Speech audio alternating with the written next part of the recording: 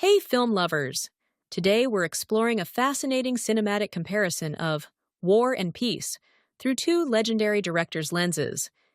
Have you ever wondered how different directors can interpret the same story in completely contrasting ways? King Vidor and Sergei Bondarchuk offer a masterclass in divergent storytelling techniques. In Sergei Bondarchuk's War and Peace, there are many spectacular visual elements.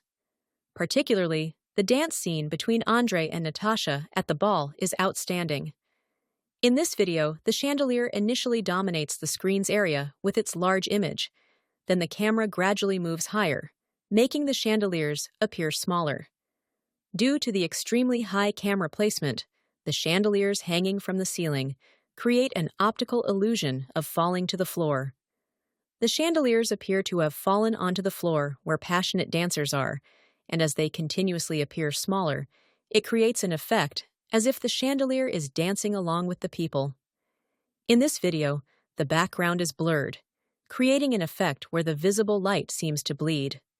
The dreamlike and mysterious atmosphere reaches its peak, providing a feeling of being in a dream for Andrei and Natasha. In Sergei Bondarchuk's War and Peace, there are many such spectacular visual elements. However, these expressions in the film are close to primitive stimulation. While these stimulating directorial choices certainly have value, they cannot capture the subtle and delicate emotional depth experienced by the characters. Let's look at the video from King Vidor's War and Peace that expresses such deep emotional resonance. To understand this video's story, a brief narrative explanation seems necessary. Natasha and Andrei promise to be together in the future. However, during the period when Andrei is away at war and they are separated, Anatol Kuragin, a womanizer, seduces Natasha. Natasha, who has never truly experienced what a good man is or what love is, too easily falls for Anatol's seduction and abandons Andrei. However, when it is revealed that Anatol is a married man, their relationship ends. Andrei, furious after discovering Natasha's affair with another man, returned her letter to her through Pierre.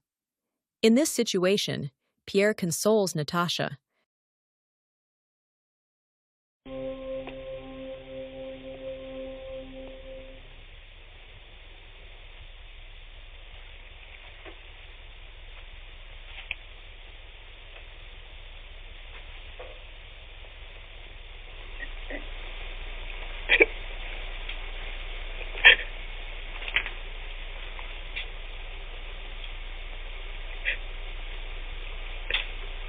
I hear he's in Moscow now. Ask him to forgive me. Yes, I will tell him, but Natasha... No, I know that can never be. All is over. Only I'm so tormented by the wrong I've done him.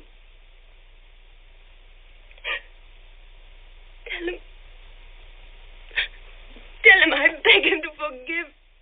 Forgive me for everything.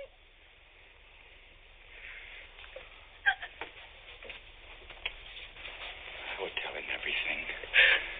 But one thing I beg of you, remember I'm your friend. If you want help, advice, or simply to open your heart to someone, not now, but when your mind is clear, think of me. I shall be happy if it's in my power. Don't speak to me like that. I'm not worth it. Oh, don't talk like that. You have your whole life ahead of you. Ahead of me, no. All is over. All is lost. Nonsense, Natasha. Natasha, listen to me. Look, if I were not myself, but the handsomest, cleverest, best man in the world, and if I were free, I would not hesitate for one moment to ask on my knees for your hand and your love.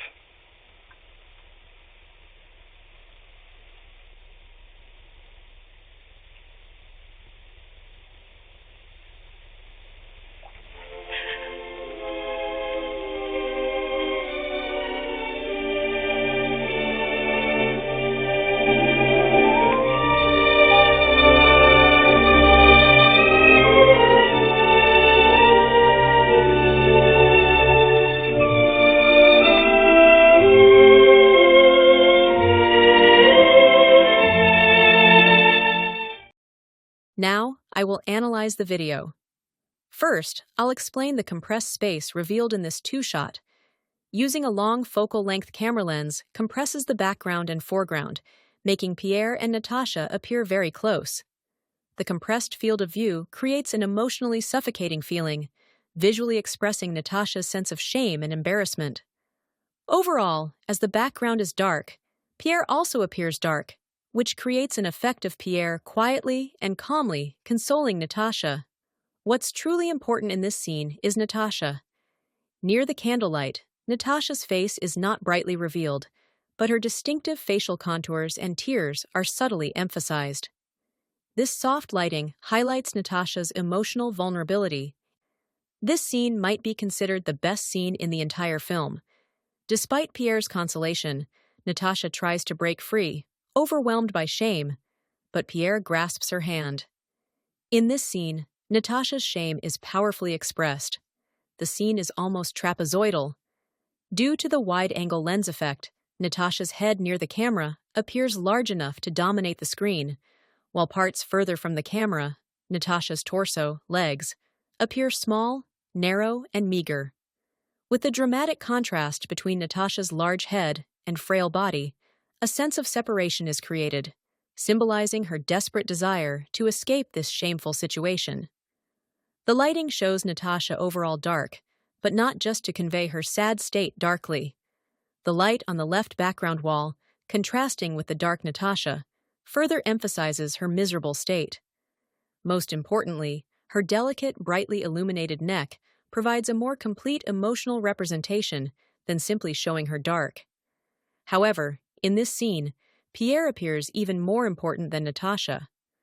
While Natasha is deeply pessimistic, believing her life is over, Pierre says, "If I were truly a good man, I would have proposed to you immediately," and tells her she is a good woman. This could be Pierre consoling Natasha, or could be a confession of love. How can one visually represent the complex and subtle emotions of a man confessing love to the person he truly loves when she is in such a shameful and miserable situation? What's certain is that expressing this would require an extremely sophisticated and delicate image. In this scene, Pierre's appearance powerfully evokes such feelings. This is because Pierre's appearance is dramatically contrasted with Natasha's. As previously analyzed with Natasha, she appears distorted, while Pierre appears normal. Pierre, positioned lower, looks up at Natasha, while Natasha looks down, creating a dramatic contrast. Pierre's calmly composed appearance starkly contrasts with Natasha's distorted appearance. Therefore, although Pierre appears smaller than Natasha, he radiates emotional intensity. This creates a visual and emotional paradox between Pierre's small physical size and his emotional weight. Through Pierre's appearance, viewers can feel that his deep compassion for Natasha and his unspoken love confession are genuinely sincere. When Pierre confesses his love to Natasha, both Natasha and Pierre are taken aback. When Natasha gently places her hand on Pierre's lips, his expression suggests, "What did I just say?" His wordless, trudging exit from the house conveys his bewilderment. Now, let's look at Sergei Bondarchuk's War and Peace.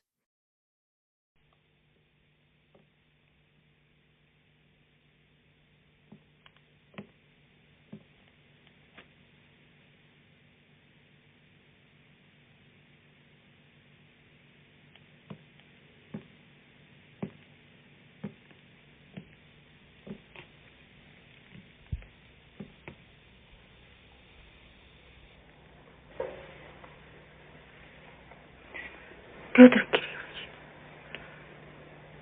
князь Болгунский был вам друг. Он и есть вам друг. Он говорил мне тогда, чтобы обратиться к вам. Он теперь здесь. Скажите ему, чтобы он...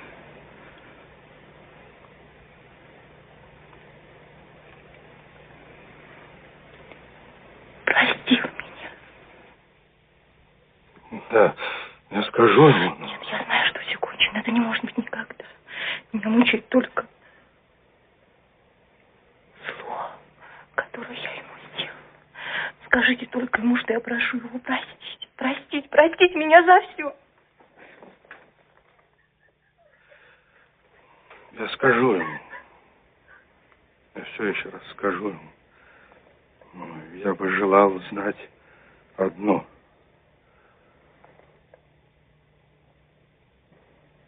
Я бы желал знать, любили ли вы? Любили ли вы этого дурного человека? Не называйте его дурным. Но я ничего не знаю.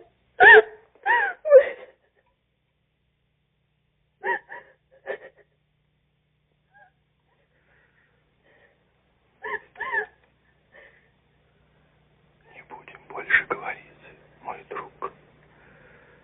Я все скажу ему, но об одном прошу вас. Считайте меня своим другом. Если вам нужна помощь, совет, просто нужно будет излить свою душу кому-нибудь. Не теперь, когда у вас ясно будет в душе. Вспомните обо мне.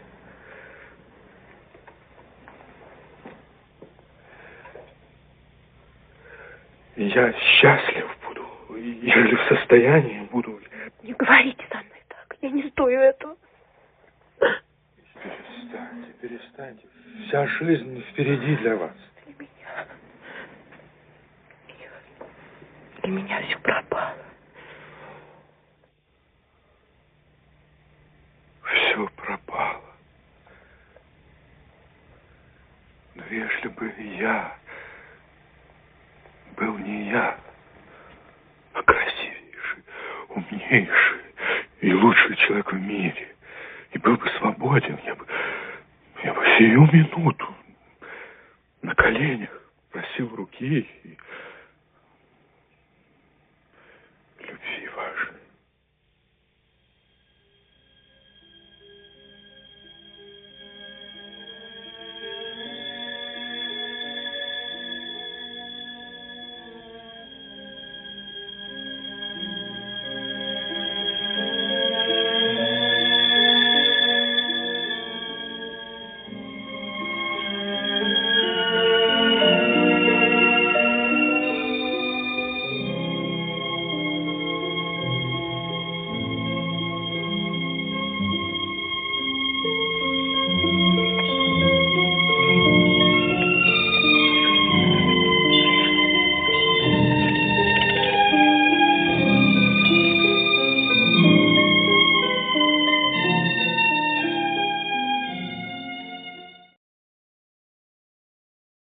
Having watched the entire video, I will now analyze it.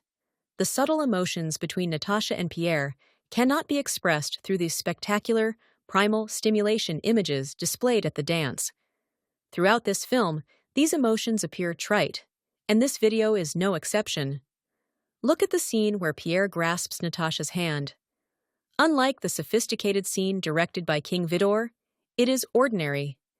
These images merely convey the act of Pierre holding Natasha's hand as she tries to escape, without communicating the internal emotions occurring during the action. This remains true even if the actors directly express emotions through their performance. Natasha is crying and shaking her head, looking very sad. But that's all. Compared to the Natasha in King Vidor's version, the sophisticated image design means there's no need for the intense action seen in Sergei Bondarchuk's version. By examining the sophisticated image, viewers can intimately feel Natasha's emotions. However, in this video, while Natasha's crying action is intense, the ordinary image design lacks emotional resonance. Such predictable direction merely makes viewers think, yes, I understand Natasha is sad, so what? In fact, unlike the scene in King Vidor's version, the images here are so ordinary that there's hardly any need to analyze their form. One can only understand the dramatic situation through the actor's expressions and dialogue. Imagine capturing profound emotional complexity. Vidor does this like a visual virtuoso. He doesn't merely show a scene, he transforms it into an immersive emotional experience. His cinematographic techniques function almost like an additional language, communicating depths beyond dialogue. With the Natasha and Pierre scene, Vidor uses camera angles, lighting, and spatial composition as sophisticated storytelling tools. Every frame is meticulously designed to reveal psychological nuances. It's not just about what's happening, but the intricate emotional landscape beneath the surface. Sergei Bondarchuk, by contrast, takes a more conventional narrative approach. His style emphasizes direct emotional performance, powerful, but potentially missing the subtle undercurrents that make human experiences so rich. Think of it like artistic interpretation. Vidor creates a complex, multi-layered watercolor that reveals new emotional textures with each viewing. Bondarchuk's approach is more akin to a bold, declarative oil painting, impactful, yet potentially less nuanced. Exceptional cinema transcends simple storytelling. It's about revealing the invisible, those profound emotional territories that exist between words and actions. Which directorial approach resonates more with you? The poetic, multi-layered storytelling or the more direct emotional representation? Share your thoughts in the comments. And if you enjoyed this cinematic deep dive, don't forget to like and subscribe. More film analysis is coming your way.